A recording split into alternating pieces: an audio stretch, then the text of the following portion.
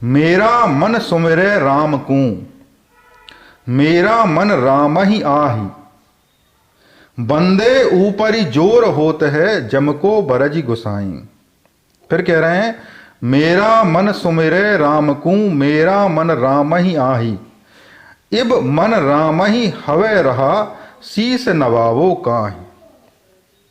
बड़ी काम की बात कह रहे हैं कबीरदास जी। इब मन राम ही हवे रहा, शीस नवावो काहि। मेरा मन सुमिरै राम को, मेरा मन राम ही आही। अब मन सुमिरन में लग गया राम के, तो अब तो मन बचा नहीं। अब कौन बचा? राम, क्योंकि राम के सुमिरन में लग गया मन। मेरा मन सुमिरै राम को, मेरा मन राम ही आही। अब मन में राम ही राम है। इब मन राम ही हवे रसा, अब ये मन राम में रम गया है। शीस नवावो काहि, अब कहां शीस नवाऊं? क्योंकि हम जो शीस नवाते हैं संसार में भगवान के सामने, मन तो नहीं नवाते। मन तो अभी भी संसार में लीन है, लिप्त है। और जिसका मन संसार से उठ के भगवान में लग गया, मेरा मन सुमिरै राम को, मेरा मन राम ही आही। जो राम ही राम में लग गया, अब क्या है? इब मन राम ही हवे रहा, अब मन राम में ही लग गया। अब क्या करें? तो एक बड़ी अच्छी कहानी है कि एक बार गुरु नानक देव जी जाते हैं मक्का के टूर पे, और जब वो एक जगह जाते हैं, वो तो कीर्तन करते रहते थे, वो गाते रहते थे। तो एक किसी गांव में रुकते हैं। वो गांव मुस्लिमों का होता है। अब मुस्लिमों का गांव होता है, तो अपना सो रहे थे पास में, मस्जिद के पास। तो स्वाभाविक सी बात है, आसपास के लोग, पता चल जाता है कि एक फकीर आया है जो कुछ गाता रहता है, भगवान के बारे में बोलता रहता है। तो उनने मजा लेना चाहा। उनने सोचा कि चलो इसके मजे लेते हैं। तो उन्होंने कहा, अरे सुनो, नमाज पढ़ोगे क्या? तो उन्होंने कहा ठीक है, पढ़ लेते हैं नमाज।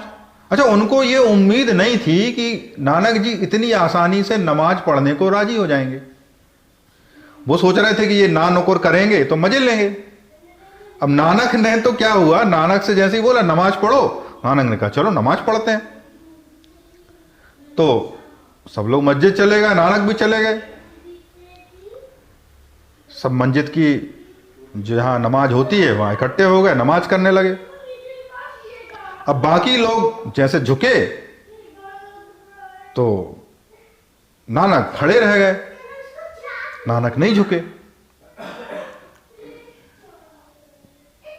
जैसे ही नमाज पूरी हुई, जो मौलवी साहब थे बड़े बेचैन थे, आए बड़े गुस्से में बोले, मैं जानता था तुम नमाज नहीं पढ़ोगे। उनके चेहरे की तरफ देख रहे थे। अच्छा, बोले मैंने देखा तुम झुके ही नहीं, जब सब नमाज अदा कर रहे थे तुम झुके ही नहीं। तो नानक जी बोले, मैं तो नहीं झुका, पर मैंने देखा कि जब आप नमाज कर रहे थे तब आप तो पास के शहर में घोड़े खरीद रहे थे। जो मौलवी साहब थे वो सकपका गए। क्यों? क्योंकि जब वो नमाज पढ़ रहे थे उनके दिमाग में घोड़े की सौदेबाजी चल रही थी। उनके दिमाग में घोड़ा भरा हुआ था। नानक की जब बात उनने सुनी, उसके बाद वो उनने उस तरफ नहीं देखा। तो ऐसे ही हमारे साथ होता है। जब हम भगवान को याद भी कर रहे होते हैं, मन हमारा संसार में होता है। हम घोड़े खरीद रहे होते हैं, कभी मॉल में घूम रहे होते हैं, कभी पिज्जा खा रहे होते हैं, कभी प्लॉट खरीद रहे होते हैं, कभी हमारा बिजनेस में फायदा हो रहा होता है, कभी हमें बच्चे का भविष्य दिखाई दे रहा होता है। तो जब हम भगवान के सामने भी होते हैं, तब हम भगवान के सामने नहीं होते।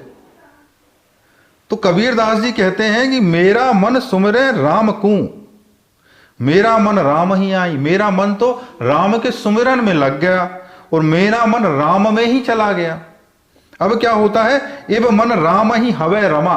तो इतना ज्यादा मन राम में ही हो गया कि अब वो राममय ही हो गया। तो शीस नवावों का, अब शीस कहां नवाऊं? तो नानक ने नमाज नहीं पढ़ी, लेकिन नानक की नमाज तो हो गई। क्योंकि नानक के अंदर शीश नवाने की अब जगह ही नहीं बची, शीश बचा ही नहीं। तभी तो वो नानक गा रहे हैं, वो गा रहे हैं। इसका मतलब ये है कि उनके भीतर वो बचा ही नहीं जो शीश नवाए। अब वो नवाएं और नहीं नवाएं उससे कोई फर्क नहीं पड़ रहा, क्योंकि जिसके सामने शीश नवाना था अब मन उसके सुमिरन में ही लग गया। तो जिसके सामने जब शीश नवाना होता है, जब मन ही उसका सुमिरन हो गया, मन ही उसमें समा गया या वो मन में आ गया, तो बचा कौन जिसके सामने शीश नवाओ। तो कबीरदास कह रहे हैं कि शीश नवावों का ही। तो ऐसी दशा जब हो जाए मन की कि मन में जब मन सुमिरन में लग जाए राम के, तो किसके सामने फिर शीश झुकाओ, फिर शीश झुकाने को भी कोई ना बचा। इतनी सुंदर बात कबीरदास जी कहते हैं। आशा है आपको इसको सुनकर भगवान के प्रति प्रीति बढ़े, आपका और मेरा दोनों का आध्यात्मिक विकास हो। सुनने के लिए बहुत बहुत धन्यवाद। हरे कृष्ण।